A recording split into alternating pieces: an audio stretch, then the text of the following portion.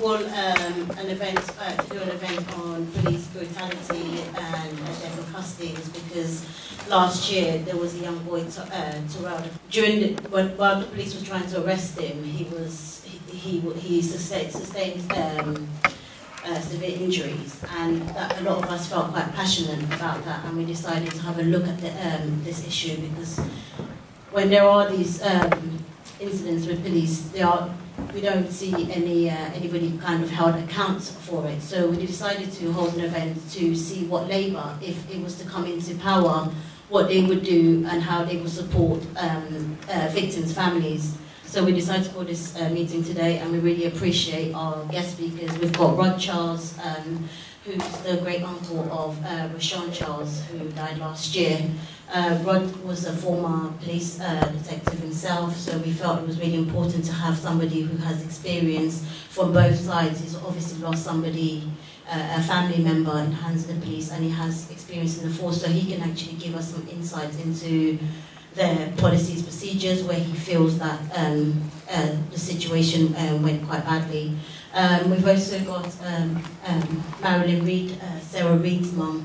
Sarah was known to she suffered from mental health. She was put in prison, and while they were assessing her, she was held in prison, and she ended up taking her own life. And Marilyn's been campaigning since her death for a review that people with mental health issues shouldn't be held in prison while their cases are being assessed. And then we have Marcia Rigg, Sean Rigg's sister. Sean died in police custody. He also suffered from mental health issue, and the family have been fighting ever since his death for justice. Thank you very much for coming, and thank you for inviting us to speak. I'm going to first of all show a short clip. Has anybody not heard of Sean Rigg? You all know about the case? Okay, great. I'm just going to show a short 2-minute clip. And then I'm going to speak after. Now, and an inquest jury has said that police used an unsuitable level of force before the death in custody of a schizophrenic. Sean Rigg died after being arrested by officers in Brixton 4 years ago. The details now from Ron Phillips. Face down, his hands behind his back, and being restrained by 4 officers in what's known as the prone position. This was the arrest of schizophrenic Sean Rigg in BAME in 2008.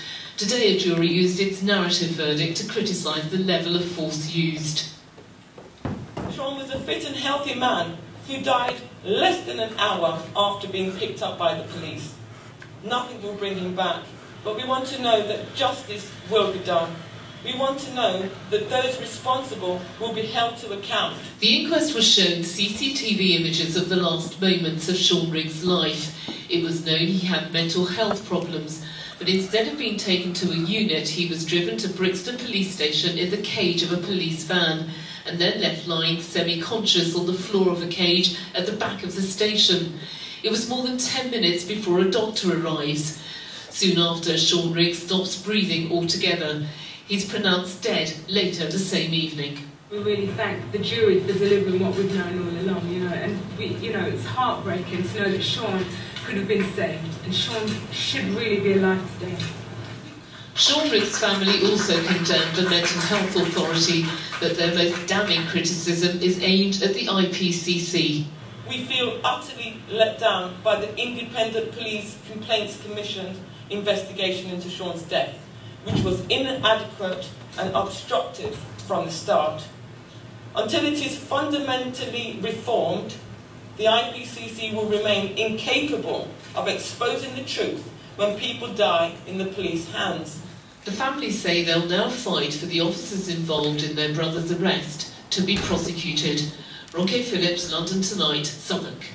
6 years ago, Sean died on the 21st of August 2008, where he had a psychotic episode and went into the street after a period of 5 or 6 emergency 999 calls made by the hostel staff to the police to take Sean to a place of safety, because he was psychotic. He wasn't recognising the staff at the hostel and stuff. The police refused to come. And Sean eventually went onto the streets. A member of the public could see that he was behaving bizarrely. He was kicking out at members of the public, but he didn't hurt anybody, he didn't touch anyone. What he was doing was karate stances. So he was a danger to himself. He was going into the middle of the road where there was oncoming traffic from behind and at the front, and members of the public could see that he wasn't well. The police arrived and restrained him in what's called a prone position, which is face down in grass, for a period of up to 8 minutes. There were witnesses that saw this, and then they put him in the back of a police vehicle, claiming that Sean was on his back, with his legs up in the air, walking his feet 360 degrees in the caged area, which is no more bigger than this, and his torso, the space of it is impossible for somebody to turn in that way, after being restrained for up to 8 minutes, when there would have been a lack of oxygen. He would have been in and out of consciousness. They then drove back at speed, even mounting pavements to get through to the traffic, back to the police station on the Blues and Twos. Why was that? We found that strange. Sometimes I wonder if something serious was happening in the van. Did they think he was dead? And they claimed that he was spinning, and that just could not have happened. He then arrived at the police station, where he was kept in the back of the van for a period of up to 11 minutes. They claimed that the custody suite was busy, and so therefore they couldn't let him in because he was being violent in the back of the van in the yard. In reality, my brother was in and out of consciousness. He wouldn't have been able to make it himself to walk the short distance, which was about 7 seconds. And so he was heavily assisted by 2 officers. And then he can be caught on camera, which is the clip that you see. And he's on the floor. The officers claim that he just wanted to sleep. So they just allowed him to sleep. And then you see the officers standing around him, and he's on the floor. These are my brother's last moments. They put him back in the prone position. They even stand him up. The jury found that he would have been fully unconscious at that point. His head was hanging. The officers claimed that he stood up by himself. He stood up by himself. You can clearly see on the footage that the officers bent down and picked him up. And there's about 3 officers that are having to hold him up. And then he's put into a recovery position. Now, this is about half an hour after his arrest, and in the van and at the station. And then you see that they sent 2 men to the hostel that had been making the earlier 999 calls looking for Sean Rigg. But Sean Rigg was already on the floor back at the station. And then there were radio transmissions that were claiming that Sean Rigg was still on the streets for the last 20 minutes. When clearly, on the footage, you can see that he's actually lying dead on the floor outside Brixton Police Station. He never actually entered the station at all. Since which time there's been an investigation. 2 investigations by the Independent Police Complaints Commission. The first one was fundamentally flawed, and the jury's verdict was in stark contrast to the IPCC's first report, which found that there was absolutely no wrongdoing by the officers. The jury found that their actions or inactions actually contributed to Sean's death, and that his basic human rights were not held. And that triggered the first of its kind of an investigation into the IPCC's investigation into the Sean Rigg case. And it was an independent review that was conducted over a period of 6 months. And that's the Sylvia Casali review. It's a report that's online. Sylvia Casali. Very interesting reading, and it goes through all the evidence, the way that the IPCC had interviewed the officers or interviewed witnesses and so forth, so many things. And that triggered, it forced the IPCC to reopen the case as a criminal investigation. The process of that took a number of years. Eventually, the file was sent to the Crown Prosecution Service for looking at gross negligence, manslaughter, perjury, misconduct, health and safety. You know, it was a big thing. And the CPS came back and said there was insufficient evidence to charge any of the officers. I had to apply under the right to review scheme for an appeal, and they have since came back last year to say that there was insufficient evidence. Well, there is more than enough evidence. There's ample evidence. And that was an absolute farce, as what Rashan Charles calls it. And we also had the first perjury trial, because there was an officer, the sergeant, claimed that when Sean was in the back of the van, the sergeant claimed that he went to the van to give him a risk assessment, and he said that Sean was sitting up on the chair, and he looked him in the eye. He said he looked him in the eye, and he was fine, he was well. But the truth is that the CCTV, we proved that he never left the station at all, and he never did look in that van. So he lied. That was also another challenge, because it first went to the Crown Prosecution Service, and they said there was insufficient evidence to charge him for perjury, even though there was CCTV footage showing that he didn't leave the station. And we appealed that. And there was also another officer who had confirmed and said that he also went to the van. So we did have, it was PC, I can't remember his name at the moment. One of the officers claimed that he went to the van. And so we gave that evidence to the inquest. And then the next day, Sergeant White had given his evidence, and we'd showed that he had lied. And then the other officer was called back, and he actually changed his evidence. And so, as far as we're concerned, he was part of a conspiracy, and part of the perjury, and he should have been charged as well, but he wasn't. Anyway, that did go to trial as a perjury trial, and that was absolutely ridiculous, because that criminal jury were not given the facts that were found in the inquest. And so I also call that a complete farce. We have since, so there's no more legal challenges for us actually. I've exhausted them all, and I think they've made a really serious mistake in my opinion. But what we do have now is gross misconduct proceedings, which we're waiting. We're just waiting to hear when that will happen. The most that will happen is that they'll get sacked with their pensions. That's the most that will happen. But my campaigning has not just been, there has been some good things that has happened out of Sean's death. So for instance, cameras in the back of police vehicles and body-worn cameras, which I campaigned for, because I argued that if there was a CCTV in the back of the van, then we would exactly have known what happened to Sean, because I do not believe the officer's accounts that he was spinning in the manner that he did. And so now we have that, and the body-worn cameras.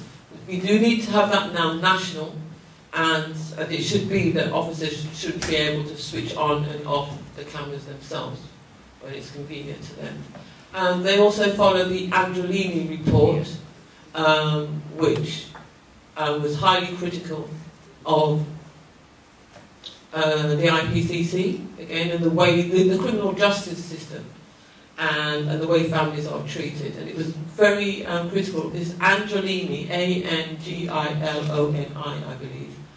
And those two reports are very important in terms of deaths in custody and the recommendations. The problem is, when will they implement the recommendations? So that's where we're at, really. Thank you. My case, I'm Rashan Charles' great uncle. He died 22nd of July, will be a year ago.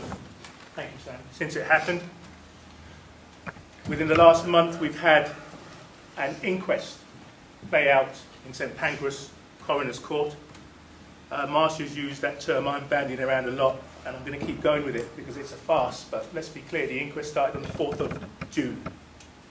I was clear, well before the inquest started its sitting and the hearing pressed on, I made it clear that this is going to be a predetermined process. I wasn't an avid user of social media. I have since become that thing because that is my means to evidence the fact that I said well in advance that this is going to be problematic. So when I say farce, and there are many people out there, I'll come to that in due course, who accuse me of sour grapes, accuse me of just not being satisfied with the outcome. Well, of course, make no bounds about it. I'm Rod Charles, and I speak for the rest of the Charles family. We are, I can't find a word to say how wholly dissatisfied we are with the outcome. But make no bones about it, we're a year in. I always knew that it's going to take many, many years to get where we need to be. So compared to where Marcia Rigg and her family are, we are in infancy. We have lots to do. But what I am doing, and I'm pleased to be here today, I need to make it quite clear that this isn't a man or a family of sour grapes. I have insight in and outside of the police service. I'll come to that in due course. Because I've got a few minutes, I'm already running over because I'm too verbose. The bottom line for me is many of you will have seen the CCTV footage played out in Kingston High Road in Hackney, where Rashan is pursued by a police officer and he dies during the process. It's on social media hours after the incident, and it's still there now. And then after the recent inquest, it's been all over the media, so you've seen that. There's nothing to be gained from me playing that today. Where there is a benefit, I think, and something you may not have seen, is a clip of the body-worn video worn by the officer who is referred to as BX47, Bravo X-ray 47. The reason the officer, we don't have a shoulder number or a name, is because he and others have been granted anonymity. Let me be clear, the coroner accepted there is no threat, there is no risk, there is no harm directed at the officer. But the anonymity, that was the case put, the coroner rejected it. What the coroner did accept was she would grant anonymity on the basis of the discomfort and the adverse impact on his family life. And there was rhetoric of his youngster going to school and some reference being made to the difficulties the kid was experienced because his father is involved. Of course, I am sympathetic. But then again, you're looking at a bereaved individual, and I'm sympathetic for the loss to my family as well. I'm going to let this play out. The first 20 seconds or so, the body-worn video kit is carried on the lapel of the police officer. So it's going to move about. It's not going to be as what the officer is looking at, or what you would be looking at if you were staring straight at it in a normal recording. So just bear in mind, the officer's behind Rashan, and the kit, the apparatus being used is on his lapel. Please, Sam. I'm not going to talk through it. I talk too much as it is already. A lot of it will speak for itself.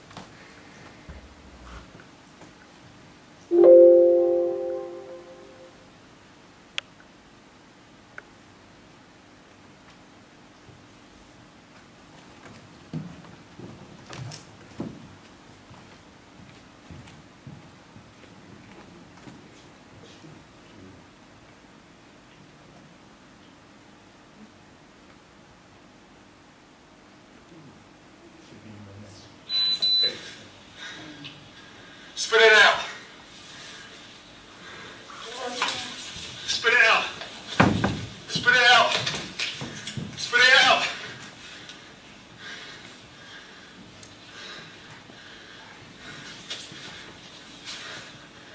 Spit it out. Spit it out. Spit it out. Spit it out.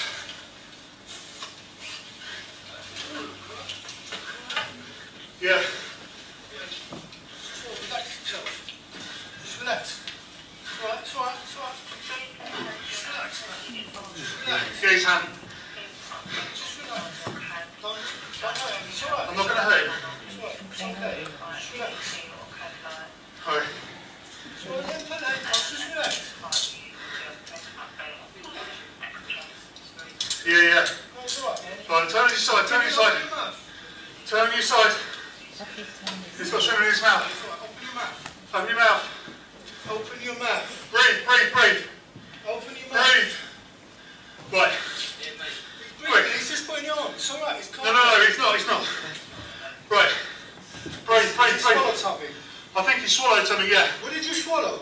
Come on, mate, we want to look after you. We're not fussed about the drugs. Breathe, breathe. It's alright, just breathe, man. Open your mouth. That's it. Breathe. Breathe. Open your mouth. Breathe. Open your mouth. 223. More to my location, quick. Get back in the shop. It's alright, just open your mouth. Yeah. Can you check it? Yeah, he's breathing. No, so what's in his mouth? Can you get a torch? Yeah, I've got... I can't see his tongue's in the way.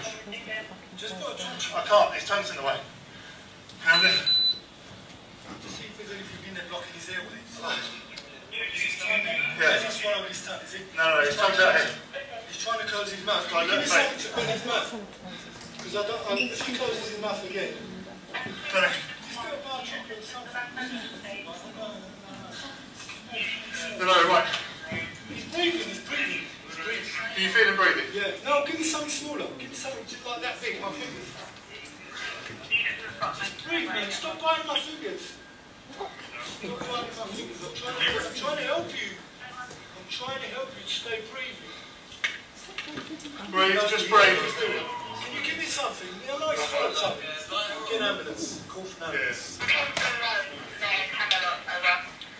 Yeah, he's definitely breathing. The first aider, just keep your mouth open. Yeah, don't finish, man. Yeah, because we're not poking him. Just keep holding it so he doesn't bite his... Control. Stop. Can I have my last location as well, please?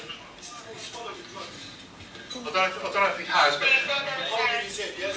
He hasn't hit his head or anything. He's got cuffed to the rear, he's breathing. I think we can pause it there.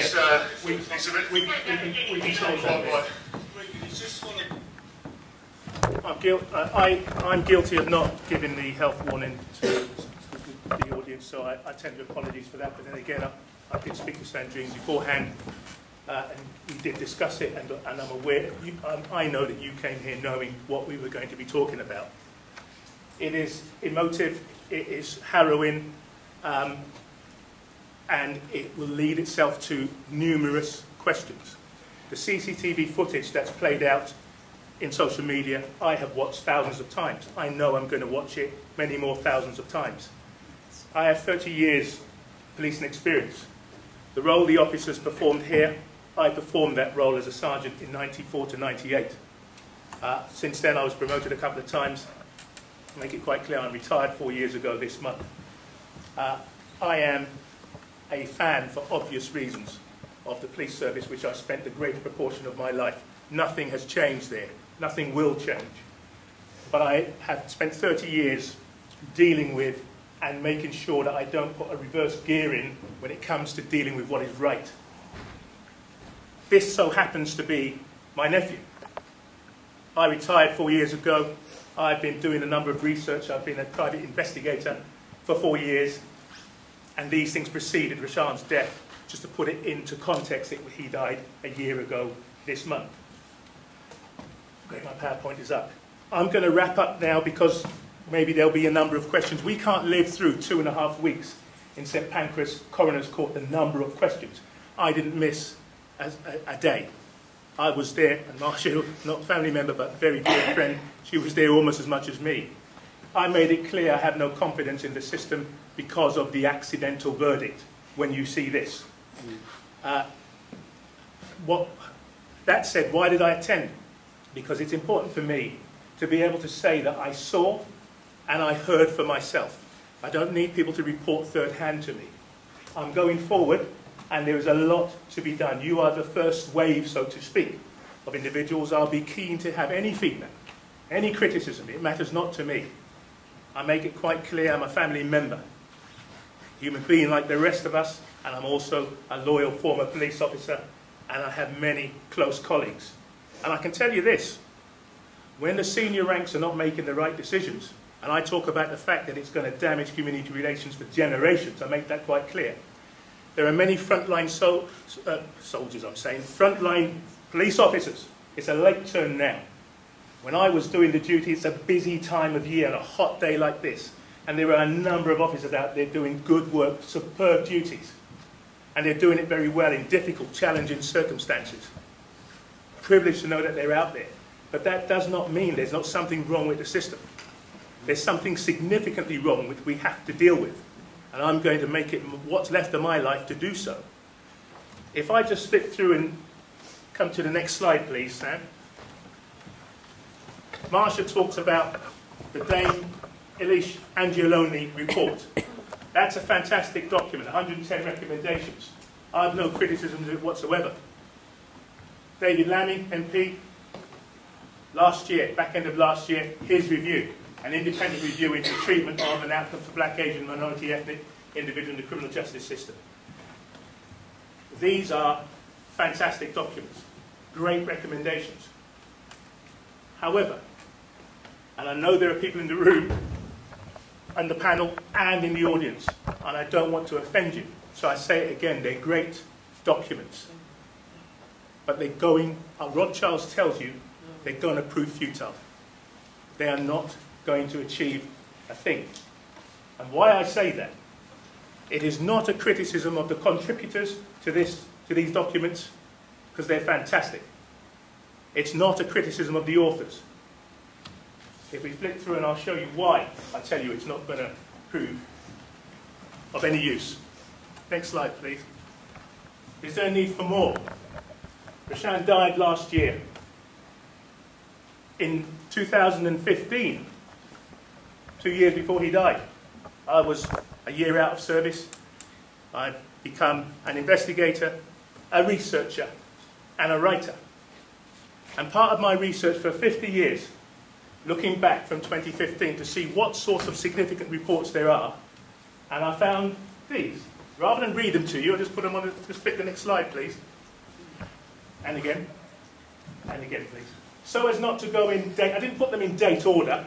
I grouped them together according to the source from which they stem from. So the Institute for the Study of Civil Society produced these two reports in 2000. Independent inquiries. No problem, that's great, Sam, you're perfect, we'd like we practice this. The Case for Change, Lawrence Inquiry 2004, the Lawrence Inquiry, that speaks for itself. But then again, as significant as the Lawrence Inquiry was, we go back and there are people of age like me in the room and some younger, granted. But in 1986 and 1981, Broadwater Farm Report and the Scarman Inquiry were the significant reports of their day. Institute of Race Relations in 79 and 1966. I'm not trying to be emotive with the words I use here. I'm simply telling you what the reports are called. Next slide, please.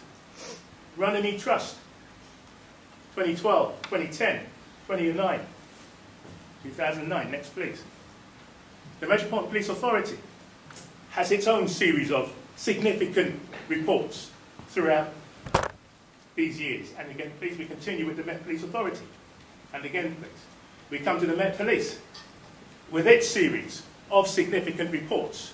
Next slide. Met Police again, one more and more Met Police. I was serving throughout the time. I have been briefed several times on all of these reports. I know many of these and know the recommendations that came from them. What I can tell you is there is no implementation. We're just creating more reports, more inquiries, and nothing comes from it. Next slide. Commission for Race Equality. Next slide. They're superseded by the Equality and Human Rights Commission. They took over and presented more reports. Next slide, please. Department for Communities and Local Government. Next slide. And again, please. I think I've made my point. And again, keep going. Keep going. Keep going. Keep going. Okay. Click. One more, please, Sam. And again.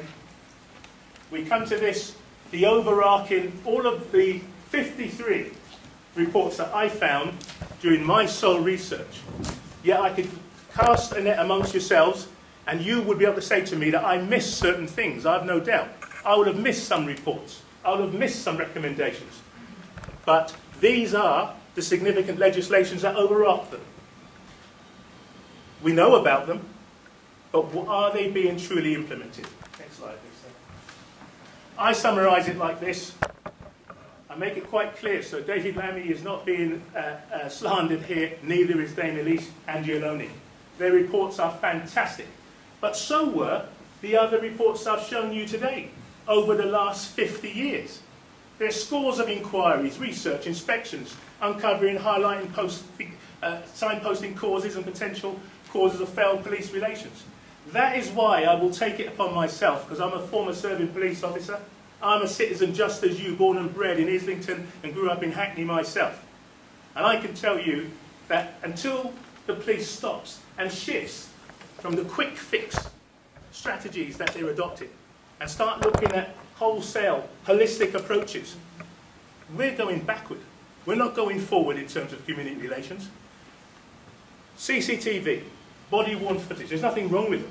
But I sat through the coroner's court and I listened to manipulation of evidence.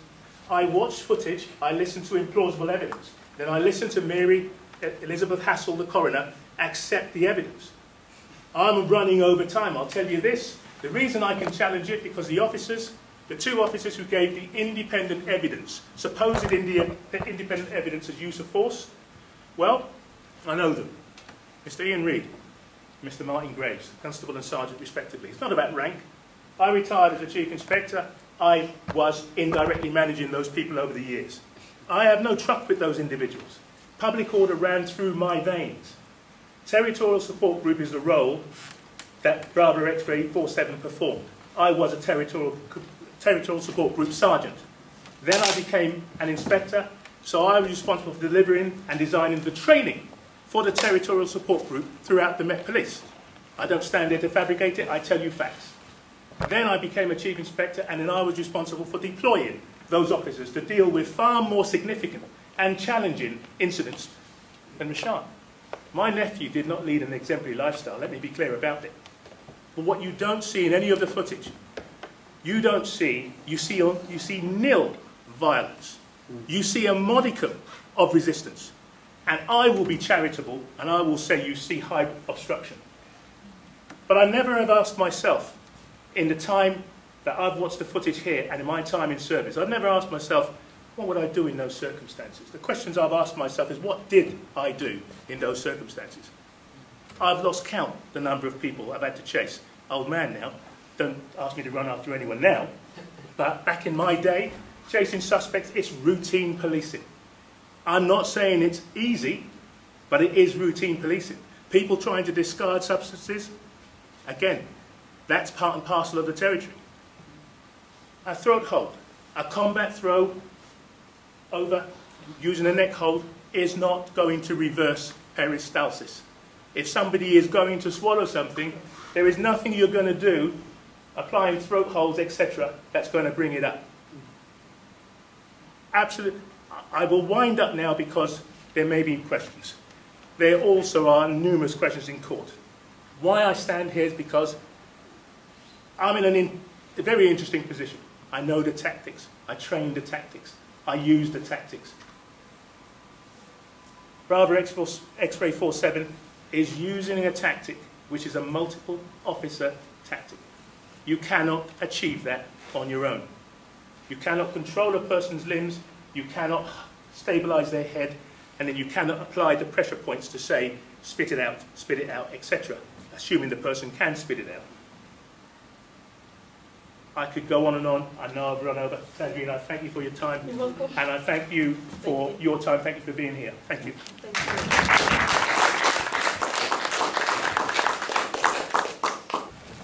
This is an image of my daughter, for anyone who doesn't know about her. Her name was Sarah Reed. She was 32 years old. My daughter's story is basically, she went to a court to see if she needed to go to trial, because while in hospital, she defended herself from being raped by another patient.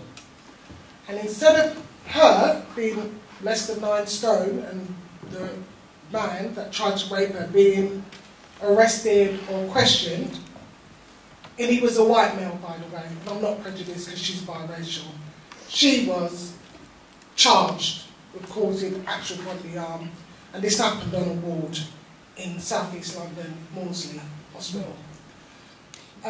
Sarah, what happened to Sarah was she had solicitors, in their words, that were not medical solicitors, but they said they would try and help her. She was placed in Holloway by a judge when she went for an hearing in October 2015.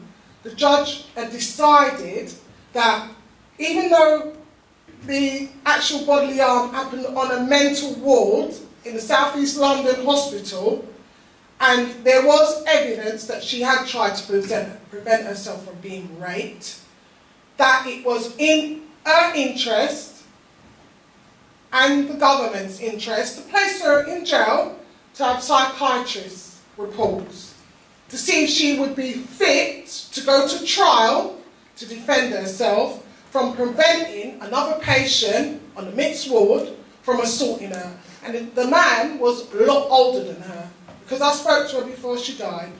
Anyway, to cut a long story short, throughout her duration in Holloway for over 12 weeks, where she had had medication for a number of years because she was diagnosed with schizophrenia, which would be, it would become more of a problem for her around about certain times of years, such as times of the dates of the death of her second child that brought on schizophrenia, because she was known to all of these agencies. She was known to SLAM, because within 2 years of her second child passing away and being handed to her and the father, she became known to them. But before that child's death, and before her and the father being given the deceased baby to transit from North London to South East London, she was not known to anyone. She was a normal young mother and with her partner. Anyway, so that's how she came to become known for having mental health issues. But they would be seasonal, as I said. It would be around about Christmases, time of Christmas, times of birthdays for the child, burial times. Anyway, throughout her time in Holloway, from October 2015 up until her death 2016 in January, she had not received any medication. That she was, some of the medications are antipsychotics, she'd been on them for years. And everybody, even the novice, knows if you're on tablets for a number of years and they're withheld and no alternative is given to you, a normal person will go into crisis. She was in crisis. She was ignored. She was treated as a difficult prisoner. She was known to Holloway because she'd been in Holloway a few times when there was never a bed in a hospital, special like mental health hospital. They would use Holloway or Bronzefield as an holding place. And it's something that's commonly done in the UK. And I've been following other stories. It's still going on. That the prisons are being used when there's no beds, because apparently it's something to do with money, funding. Anyway, she had no medication for the 12 weeks that she was there. She was in crisis, no alternative was given to her, and on top of all of that, the 2 psychiatrist reports that the judge, Davis, had requested had not been completed. On the day of her death, on the 11th of January, those reports still had not been done. I was going to court to every hearing, every week, sometimes it was twice a week. The judge would say, well, I hope you've got this report sorted by the time you come, so it would be Monday and maybe a Thursday. Even on the day of her death, I had gone to court on the 4th of January, and I had clearly heard with my own ears, as mummy, and made notes, because I've got to keep an eye on what's going on with her, because she wasn't a no one. Her family's here, you know, there's a few of us here. She wasn't a no one. We're not criminals. She had her problems, but we got on with it. On the 11th, when she was found dead in Holloway, somehow paperwork had been changed, because I had noted, like all the other previous appointments to attend court, she should have been in the cells downstairs in a court waiting to have a case heard. Anyway, cut a long story short, the story goes that she committed suicide. But we had an inquest, like Rashan's. Our inquest, because we were, I believe, legal aid funded, there are restrictions. And I found that if the families have funding to challenge things and to present things in an open, honest way, the truth gets revealed. What we experience, because of legal aid, we experience things left out in Sarah's inquest. Shall I tell you what they were? The ligature, what she should have taken her life with. You would have thought that would have been the most crucial thing for any case. I mean, if I had killed her with a sophisticated ligature in their terms, it would have been presented in my trial, I'm sure. But for her inquest, today, that hasn't been manifested. And we've made several requests for that. Also, the images of her body. None of the medical reports cover any of the injuries. She was covered in contusions, and there's not, I think there's 2 of them that are mentioned. Even when I saw her on the 2nd of January, she had 2 black eyes. None of those things were in her report. So, what's going on? I know I'm probably offending a few people that feel that they were helping my family by assisting us with our inquest, Sarah's inquest. But she's left a living child behind. And we have had access to information that we felt should have been presented at her inquest. That was, whatever the reason, left out. And also, after her inquest, a guard came up to me and said to me, "Oh, by the way, I don't know why it wasn't presented in Sarah's inquest, but she was transferred 2 days after you visited her on the 2nd of January into a specialist cell, which we deem as a non-self-harm cell, where they cannot tie anything to any parts of the room, and the sheets are non-rippable." And I'm wondering why those that were meant to be assisting you didn't mention that. They said, "I just thought I'd let you know, though your daughter took her life in a specialist cell. They're called non-self-harm cells." Wow. And Holloway has several of them. Anyway, that's my story. So, she's no longer with us, and there's something wrong. There is something wrong. And I can't bring her back. Nothing that we do up here can bring any of our loved ones back. But what we want to do is show that there is something seriously wrong with the system. And I live in South East London, and Sarah's like the 3rd. My daughter is like the 3rd household that I know where there's been police contact or prison contact, and they've wound up dead. The community are speaking in private. Something needs to be addressed. That's my story on behalf of my daughter. We just want to know what, for us, I'm going to take it to the floor, as Labour and momentum activists, we want to know how we can support your campaigns within our own party. How do we go about, presenting?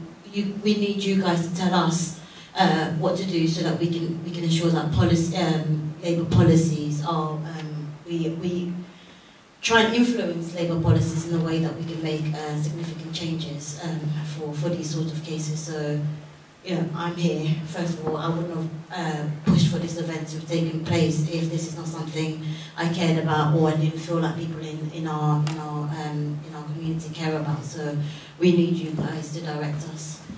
So I'll take it back. So if anybody wants to ask any questions, please do so.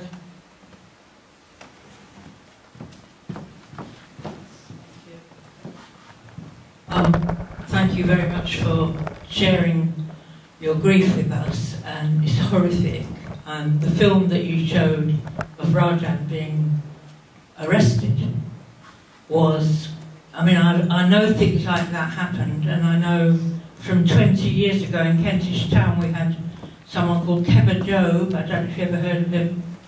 He was arrested and was thought to have swallowed drugs, and what they did was they pulled him with ropes, they got his hands handcuffed, tied him back so he choked himself. Similar sort of thing as you, I'm sure it's been written about, it was in the CNJ. Could you just repeat that name, please? Kebba Job, J-O-B-E. He was well known in Kentish Town, and it happened about 20 years ago, but it stuck in my mind because what you showed on that film was exactly the same as what happened to him. It's a method of torture which the police use. And I know as well, through having worked in the mental health service, that, you know, black people in the mental health services are treated with prejudice by the staff. The staff are under pressure, they're not given sufficient training, the methods that they use to sedate people are, in my opinion, criminal. And it's been going on for 20 years. We've been campaigning for it, but no government so far has changed it. And I hope that if Theresa May is, kicked out of office tonight, which I hope will happen, we may have a change of government and it will change. But it's going to take time, and it's going to take a lot of campaigning within the services, both the police and the mental health services, to ensure that justice is done. And it's going to take people like us to campaign to see that happen. Thank you for bringing it to us. Just say something about Stani's law. Sorry.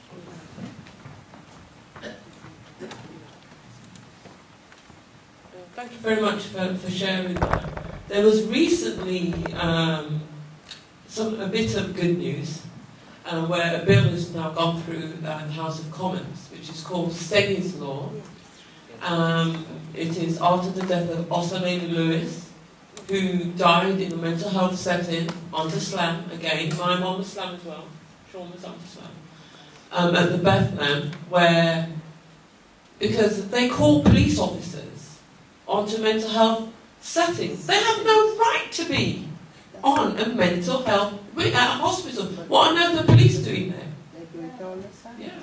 And they brought 11 police officers in who restrained Osalene Lewis for up to 30 to 40 minutes. 11 police officers. I went to the inquest and I listened, and the officers claimed that he had superhuman strength. That was the officer's words. Superhuman strength. So that he could lift the 11 officers. Really? Yeah. Really?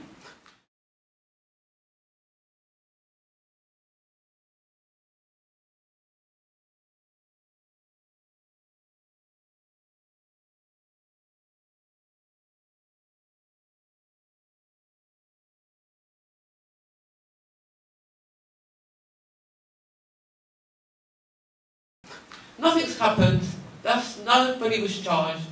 You know, the force, they can use excessive force to the point of death, and it's never too much when they're police officers. But now we have Stani's Law, which may help, and I think it's the way that they restrain people with mental health. They can't do it in the way that they do that, and they must wear body-worn cameras. And their MP, Sean Rigg, who brought the bill, said that last year there was 97,000 people that had been restrained on a mental health setting, of which 3,652, I think it was, were injured. That was just last year. Really? So let's look out for Stani's Law. There's two more bits to go through, but it's going to go through and it will be law. When did it come into operation? It's not yet into operation, but this week it went through the third hearing at it was passed by the Commons. It now has to go the House of Lords, and then the Queen to sign it off, and then it becomes law. So they won't be able to restrain officers, you know, so much in hospital settings.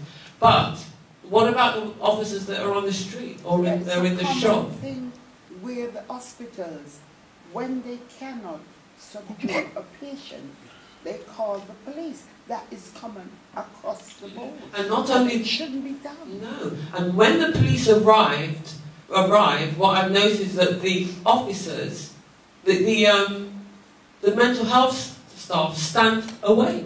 Yes, and then the officers take over and treat them as a criminal. It's ridiculous. That happened in the Kingsley Burrell case in Birmingham, where he was in a hospital. It was mental health. He called the police himself for help. Anyway, he ended up in a hospital, and they said that he was that he was threatening them with a toothbrush. Right?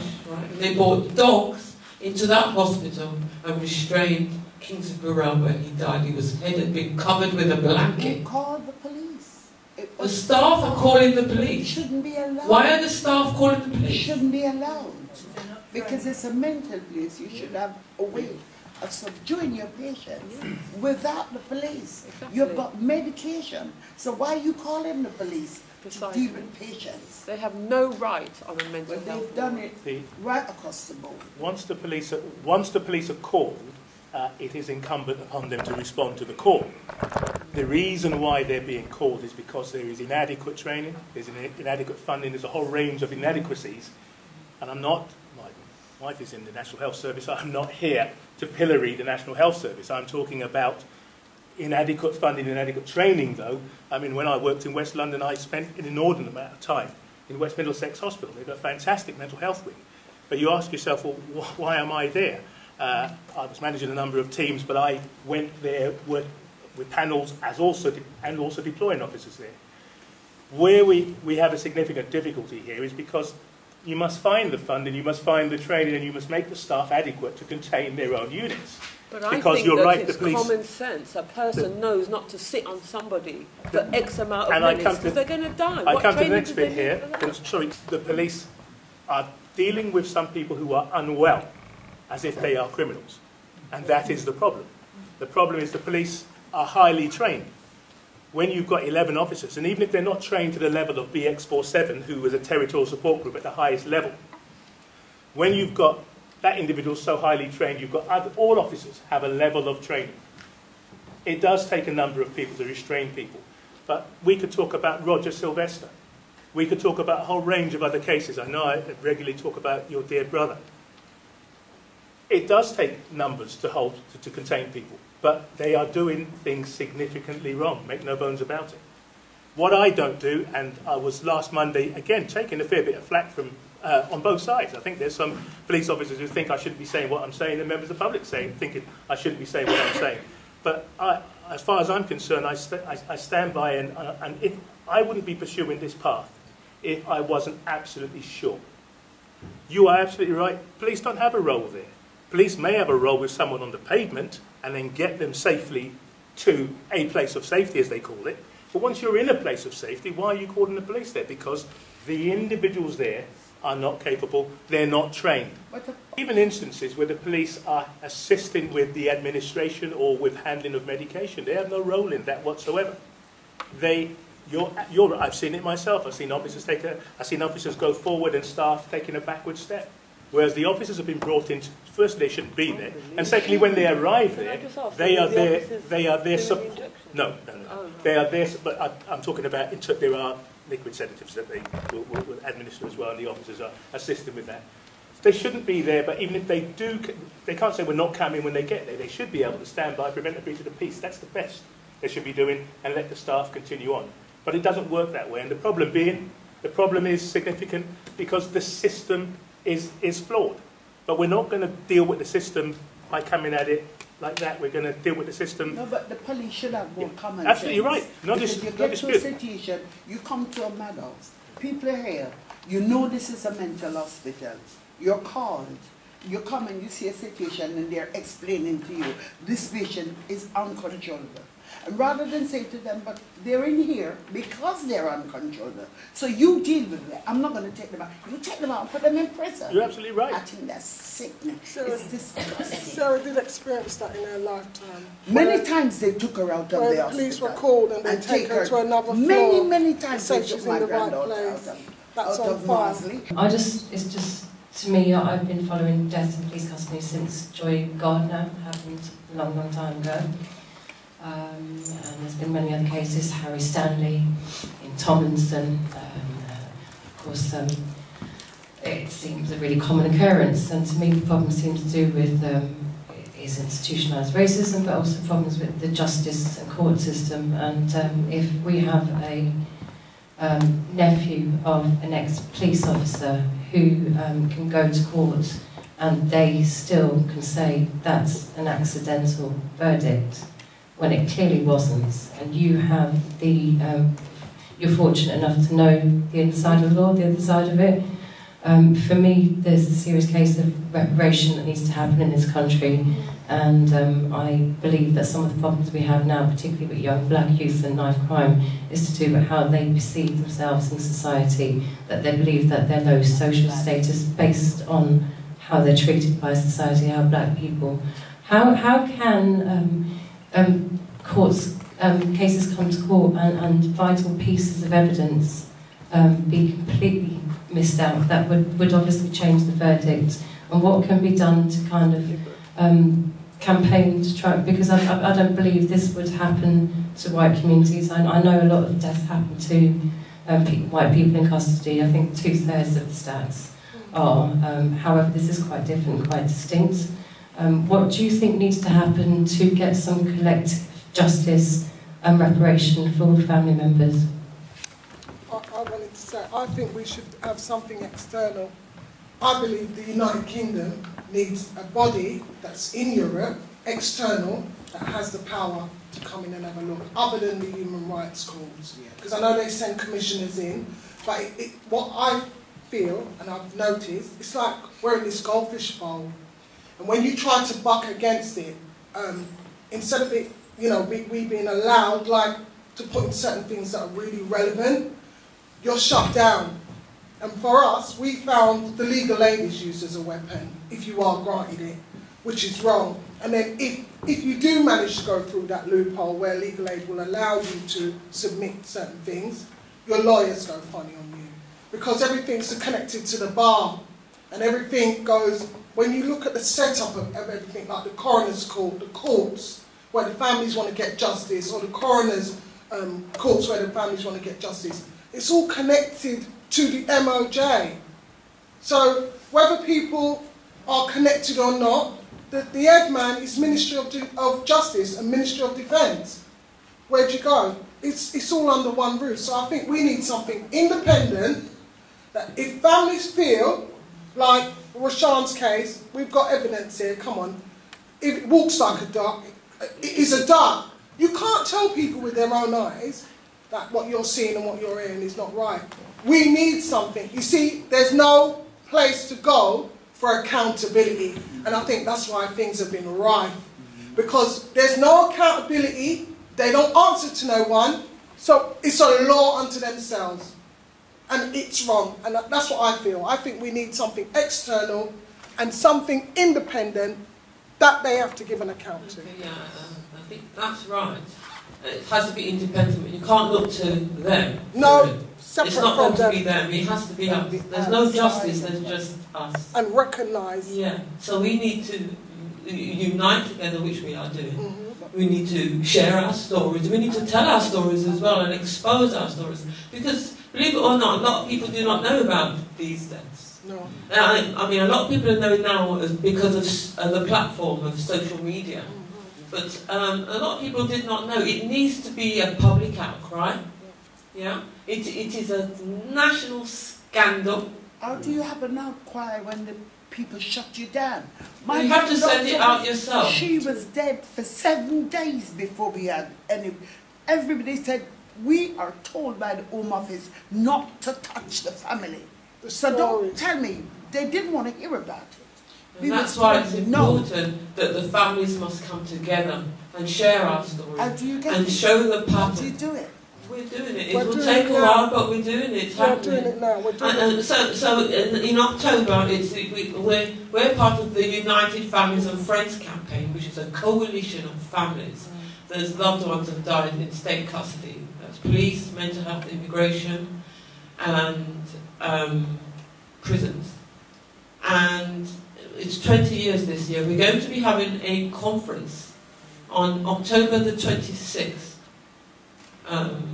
It's going to be an all-day conference, academic conference, and you could, if anybody's interested, you can actually give papers. There's a call out for papers at the moment. So we're going to be looking at ways on how we can fight this system. And then we have the Memorial March on the 27th, where we go to Downing Street. We walk down Whitehall and we deliver a letter to the Prime Minister and let families come and share their stories. So I would like support as many people as possible to come out on that day, including the Grenville families, because they're also part of the judicial system where there's no justice, like Hillsborough, the 96. You know, the 96 families was powerful. It's when you're one, they just want you to be the one voice. You can't win like that. We need to come in our thousands, and we can win. Stories, it's so tragic, and sadly there's so many of them as well, and they go back and they go back and they go back. But I think you've really provided some pointers about the way forward, which is about empowerment from below.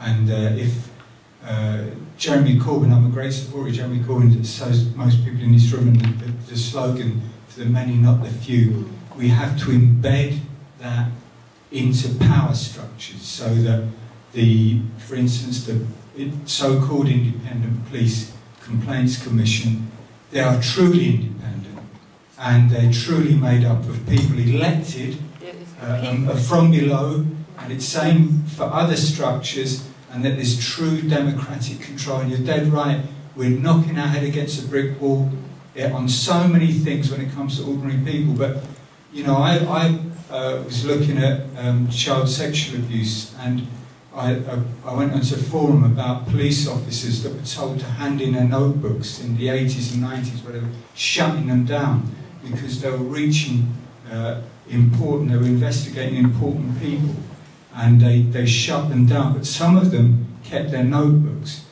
But my partner and I went to Deptford the other day, walked past the house of the Deptford fire in '81. They failed to investigate that properly.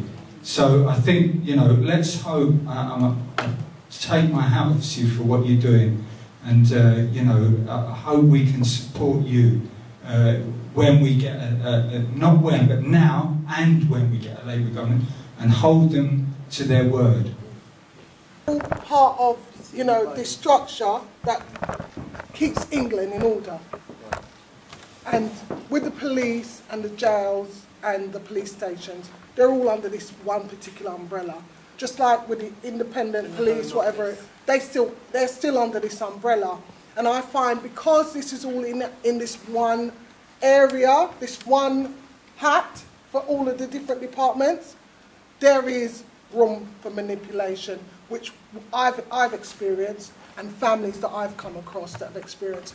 And what I found as well, the families are sometimes fearful to speak what they really know, because they also have been experiencing certain things that happen to them from these departments that sits under this one umbrella of Ministry of Justice. I wanted to thank you all for your contributions, because one of the most important things, more important than an independent body, is the fact of families organizing. And I know Marcia, for example, has been at it for years and years, and has helped others to fight their cases. And that is our strength, you know, is the families themselves. And I think a lot of people now know that it's often women, mothers, daughters, aunties, you know, who fight the fight. And I think that one of the things that Momentum has to do in the Labour Party is to give every support needed to the families. I wanted to say how glad I was that somebody mentioned Keba Joe, because that was a horrific case, but what's less known is that family had been harassed by the police for decades. Right up until recently, his cousin was raided by the police. She was a disabled mother with 4 children. They raided her house. They so-called drugs raid, found no drugs, and then the police turned on her and tried to accuse her of racial assault. A black policeman had the nerve to accuse, he got a paper cut, and she was accused of racial assault. And then we fought with her 2 years to get that case thrown out. And luckily she got a good judge who was outraged and threw the case out. But he did condemn the lawyers, and he told the lawyers, don't come before me unprepared. But that's very rare, and very often we are shafted by bad lawyers, lack of legal aid, and general disrespect. This particular mother won £25,000 compensation for what the police did to her, but many people don't get anything. I'm currently going through that. I'm going to let the room know. I'm currently experiencing covert harassment from certain agencies, to the point where my phone, my phone is constantly wiped. Outrageous. But we should see what Momentum can do, how we can support you. I'll just quickly, I wanted to mention a couple of other cases. One is, we remember Rashan Charles Menezes. Cressida Dick was involved in his case, and what happened? She's been promoted. And she now has the nerve to say about knife crime, she's ready to blame lack of fathers. And again, they're ready to attack mothers, and I think that's outrageous. We can't accept that. The other person I want to mention is Mark Duggan, assassinated by the police, shot dead, and the policemen, they walked away. Nobody was charged. And the last person I wanted to mention was Jimmy Mabinga, who some of you may remember was an Angolan asylum seeker, was asphyxiated on board a British Airways flight. And he was killed by G4S guards, but then the police covered up for 24 hours. They didn't take statements, and they quickly took statements as people were boarding the plane. So when those guards were finally brought to court, and that was the first time that guards had ever been prosecuted, the court turned around and said, well, your statement's incomplete. But people had had 10 minutes to give their statements. And that's what we see. One of the things that we did, we work with asylum seekers, and we know that asylum seekers are being particularly targeted. People with mental health issues, sex workers are targeted. The police squander money going after the people instead of going after the violent ones who we want them to go after. So I just wanted to mention those things. And very last of all, after Mark Duggan's death, there was something called Operation Hope and Recovery, where a panel of almost all black men sat down and were ready to start up something to get funding on the basis of blaming families. And I think as people of color, as activists, as well-intentioned anti-racist white people, we have to call out those people who are making deals. And we just can't accept that. And also we need the police, the black police in the force have got to call out the bad ones, because often there's a wall of silence. So I just wanted to raise some of those things. But again, I thank you for taking the time to come here and tell your stories. But we have to keep up supporting you. We can't let you leave here without giving you some support. As a white person, I find it very embarrassing to hear your stories, because although somebody mentioned 2/3 of the people in these situations are white, we all know that that isn't in proportion to the amount of black people who have come under this terrible problem that you face, you know. We face excessive force. Yeah, and although the stories I could tell you about working class people from my estate being treated badly by the police, it's nothing compared to your stories.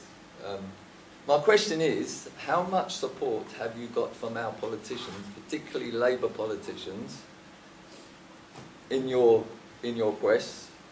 And for Rod, how much support do you get from senior police officers, particularly white senior police officers, for your standards? You and I don't need microphones, so we're going to go for it.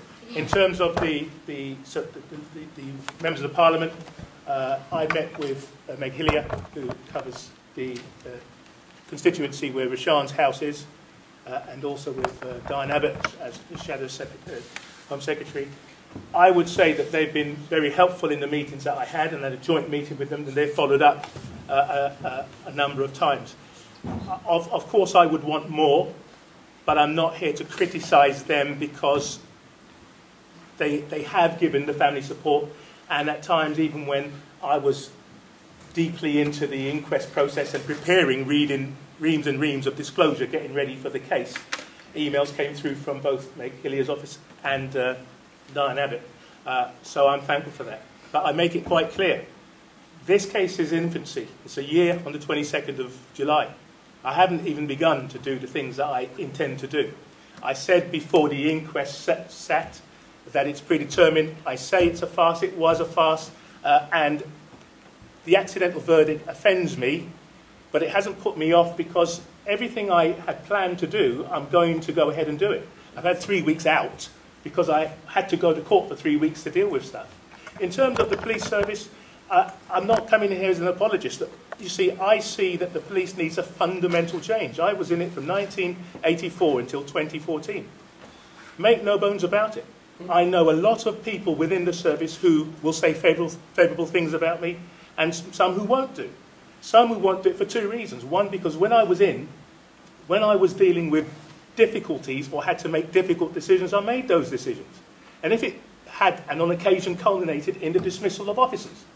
If that's the case, because I reached middle management, then I made those decisions, and I never shied away from it. I don't expect Christmas cards from those people. Now that we get to this stage, and it's 11 months on, I took my time. Now I'm more visible. I wanted this thing to play out. It's disgusted me what's taken place so far. But let me be absolutely clear. I haven't lost sight of all the cases of my close friends here, family members here, and also a number of other cases. I've had no direct involvement in them. Some have happened when I was in service and some when I've left the service. It doesn't make them any good. There's a whole lot of things wrong there.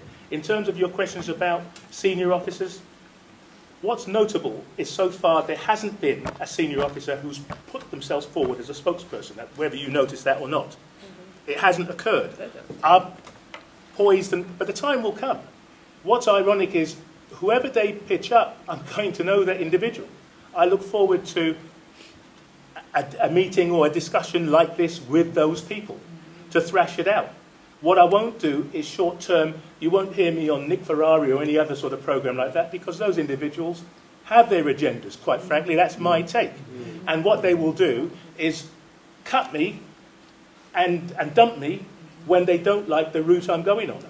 As far as I'm concerned, however, I will come to forums like this because I don't doubt there's people in the room who probably don't like some of what I say and some who lean to what I say.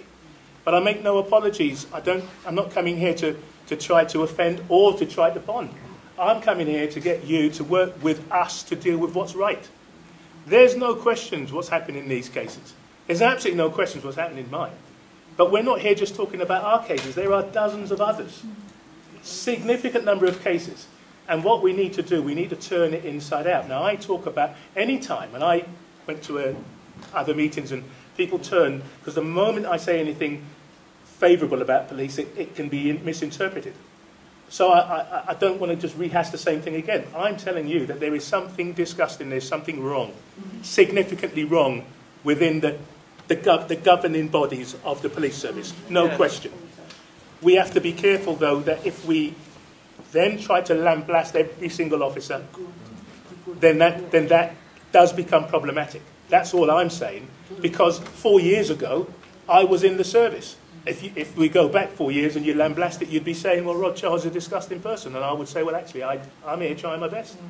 I don't break bread and I don't spend my personal time with individuals who are serving police officers who I think there's something wrong with them. I won't waste any of my time with those people. But I do spend time with some officers because I think... Clearly in breach of Articles 5 and 6, and probably others as well. Well, can I just answer that? That they are good. What I found, Sarah's inquest concluded last year, end of July 2017. What I found, the families, as I said, we are normal people, we're not millionaires. You're discouraged from approaching other agencies, external agencies, even other lawyers. And they tend to tell you that you're bound by legal aid. And this was one of the problems with Sarah. Her acting lawyer, before she died, she wanted to get rid of because they weren't helping her. And I was told, we've got legal aid, but they weren't helping her. She ended up dying. And right now, will take these cases on. Really, well, maybe I need to speak to you before I leave the building, because we, as a family, have been told you follow the guidelines that we present to you, even though they're not ethical. Otherwise, you're on your own. And I've come to a point where I've decided if I have to go before a judge to speak about what I feel happened to my child, I will do that. But I'm not a lawyer. You've got no choice. In person, you just explained yourself brilliant. No, but I'm just explaining where we're at. Yeah. And that's what's going on. That's why I want an external, something independent but recognised body other than the Human Rights Court. Those of us who are on the sharp end know that it's a nightmare to find a good lawyer, and that's what the sister is telling you. They really do not care. I mean, it's not a caring profession, and they have too much power, and we have to deal with that, and we need the Labour Party to deal with that. 2 years ago, my Caribbean friend said, England drives people mad. People come to England and they end up in mental hospitals. This is a long, long story. But I wanted to just bring it down to something very small, which is Camden Council. At the moment, all our council and our local materials that we give out when we have elections, they just say, we want more money for the police to reduce crime. They don't talk about the other issue. We've got a little motion waiting from my branch, from Sanga Sagala, who's not here because he's in Uganda, about a Camden case where somebody who was the victim of a crime was actually arrested and injured by the police because he was black and the offenders were white. We see it all the time. And let's try and implement this, and also can we have a really, really big collection for United Families and Friends. Thank you so much.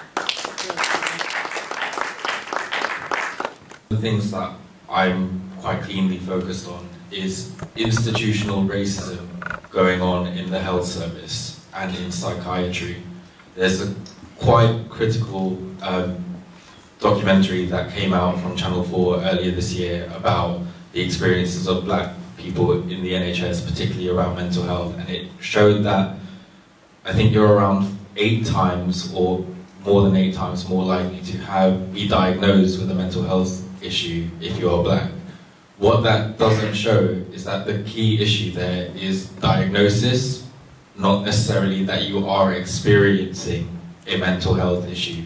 So there's a quite clear gap between the issue of diagnosis of mental health issues by mental health professionals and health professionals. So what I would really like Momentum and Labour to look at more is institutional racism going on within the health service and how that plays out in the treatment of people of colour and particularly black people in other public services. Because as we can see here, there's a clear line that you can draw from the institutional racism and the racial diagnosis going on in the health service to the experiences of people at the hands of police and other criminal justice systems.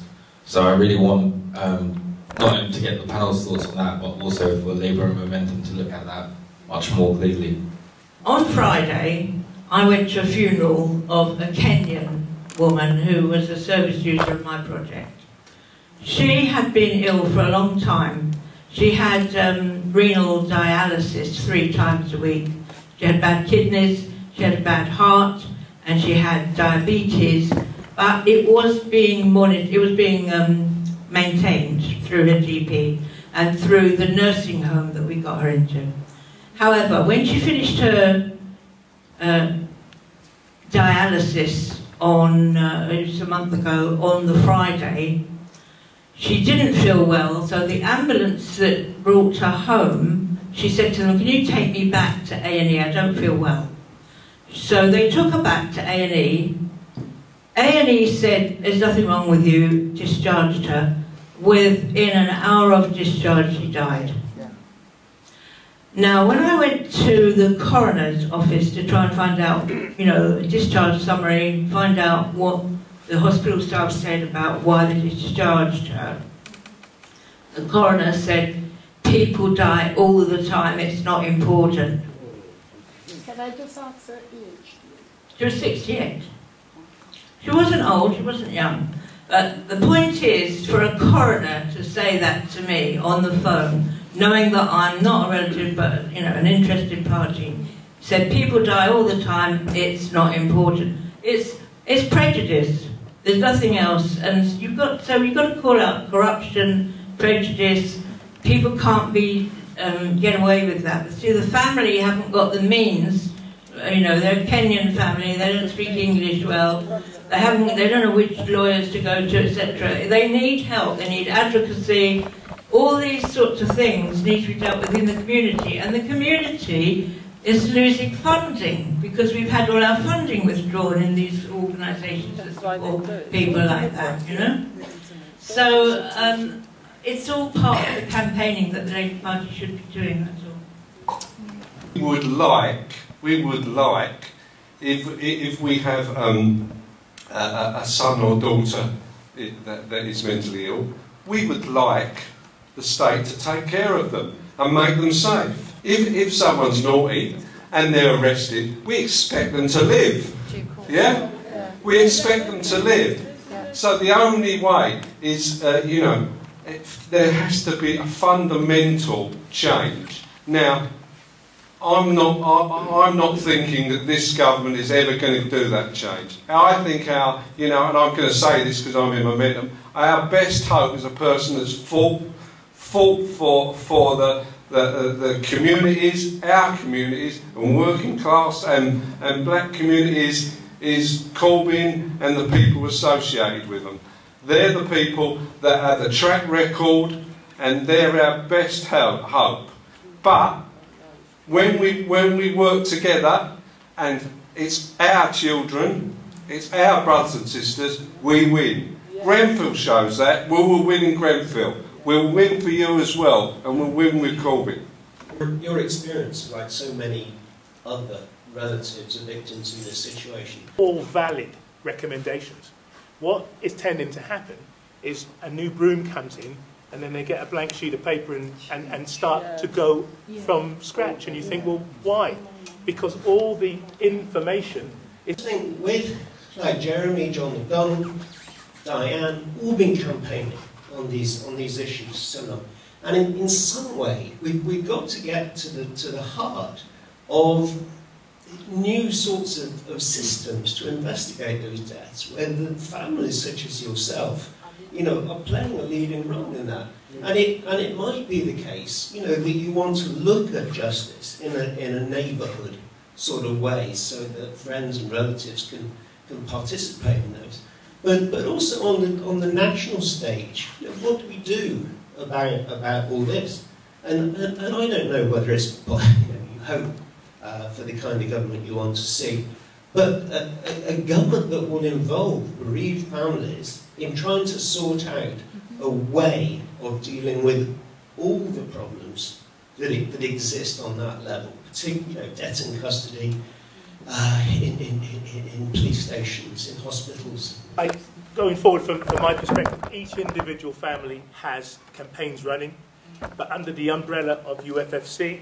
So what I would ask you to do is please monitor the Justice for Rashan campaigns, Justice for Sarah Reed campaigns, Justice for Sean Rigg campaign, but also UFFC.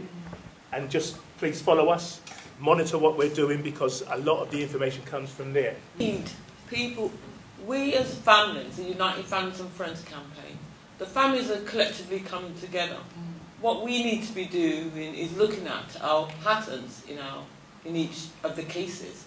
That's what we're trying to do, to look at the patterns. We basically need people that can offer any resources that they can to the families. So we need a platform, a building, for instance, a room, so we can come and speak to. That is great support.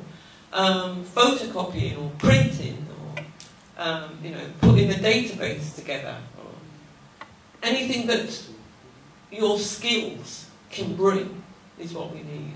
Because we have to do this ourselves. They are not going to do it for us. But first of all, we need to collect the information together, put it together, and we need to do our report. not them. It's going to be ours. We need that help to do that. And then we can decide what we're going to do with it. But let's gather the information and put it there. And it's in writing. It will be historic as well. Yes. That's what we need. And so I need you to attend the conference if you can. Look out for the information on Facebook, the United Families and Friends campaign. Yeah. Just wanted to get the date, sorry. Yeah. It's the 26th of October. It's going to be on the 26th and the 27th. It's going to be 2 days. There will be many families coming from across the country, and we're just trying to put that conference together now. Where's it going to be? It's going to be at Friend's house. There's a big auditorium at Friend's house. It's going to be an event that's been put on, the life and times of Joy Gardner. You may find that very interesting. And I'll be speaking on the panel. And also Neville Lawrence will be speaking on the panel. And the mother of Joy Gardner and the son of Joy Gardner. Because when the officers entered Joy Gardner's home and taped 13 feet of surgical tape around her face and shackled her legs and things, they did this in front of her 5-year-old child. He's now 30 years old, and he can give. Because what people do not talk about is the children that are left behind. Yeah. And how it affects them. And, you know, people talk, there's been riots and stuff. Can you imagine the children of Mark Duggan, for instance, who were going to school and being bullied because their father caused the riots and things like that? It's traumatic for them, for the actual children, and the children need to speak. We need support for them. We need funding. We need funding so that we can get to meet other families across the country and attend their inquests and befriend the families so that the families can come together. You know, 96 Hillsborough families.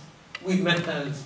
We've met Bloody Sunday. I've been to Ireland and met the Bloody Sunday families. We all should be under one umbrella. This is a public, national, global event. Outcry. Welcome to the revolution. One more thing. The Strawn's Memorial as well. It's 10 years, and that's coming up on the 24th of August. And I'll be doing something. And I'll be looking. I want you to look out for the announcement. But I'm going to be doing something quite different that people usually do. It's not a march.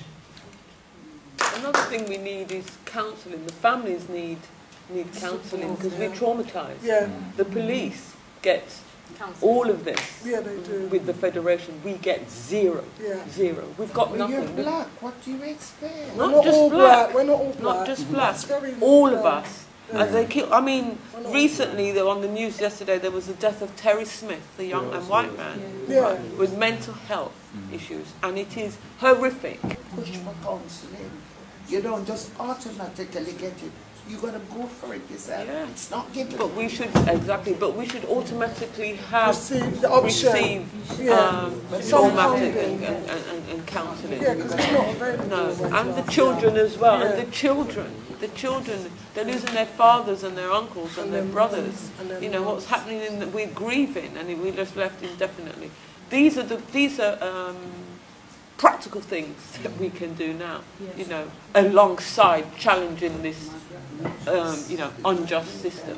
Us Momentum and Labour activists, if we want to make any change, it's really important for us to go to the party's policy commission site and put our contributions in there, because it's from there that the party is able to develop the policies that we want. And obviously, we're in a position where it seems like our current leadership is listening to the grassroots voice.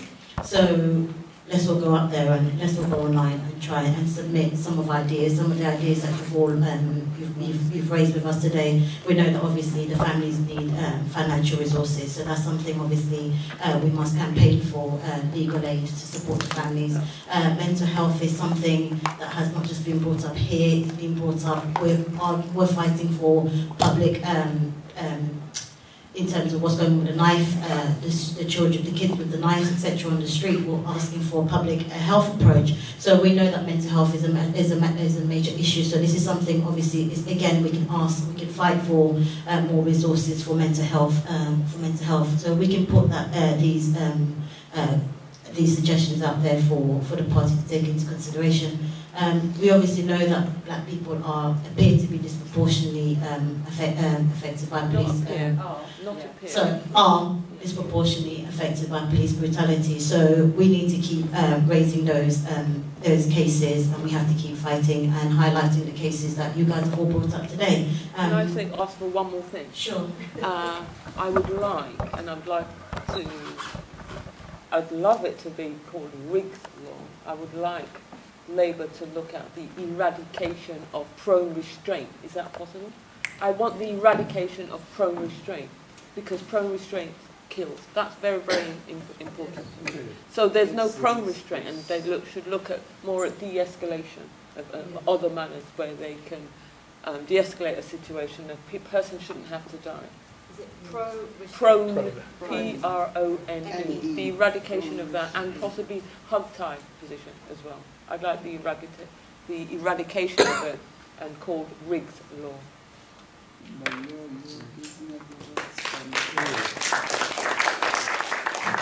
Well, I'll be putting these submissions in on my own. I hope everybody else do get to put their submission in. I'll type it up for you so we can all hopefully put it in. And like we said, the more of us there is, the better chance we have of being heard. So. And we can make a policy about our local parties as well. Yeah, we can try and do that for our own local Labour branches. It just sounds sensible that you should stop something that's killing our people. It's quite, the answers are really simple. Yeah. One, we just need a political will to change everything. That's all it actually is. Yeah. And you just stop doing the things that are, to put the resources, in the right way, because they do have some resources, but they're not spending it properly. And all you've got to do is, you don't prone restraint, period. Because that's suffocation. If you put a pillow over somebody's head and suffocate them for 8 minutes so they can't breathe, what is that? Well, it's the same thing. Yeah. That's murder. Thank you very much. That's my case. Well, thank you. Thank you all again for coming.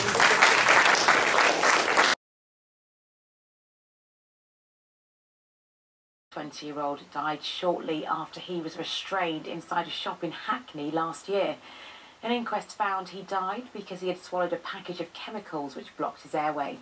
The Independent Office for Police Conduct said the officer's action did not contribute to Rashan's death, though he did make mistakes giving first aid and was slow to call an ambulance.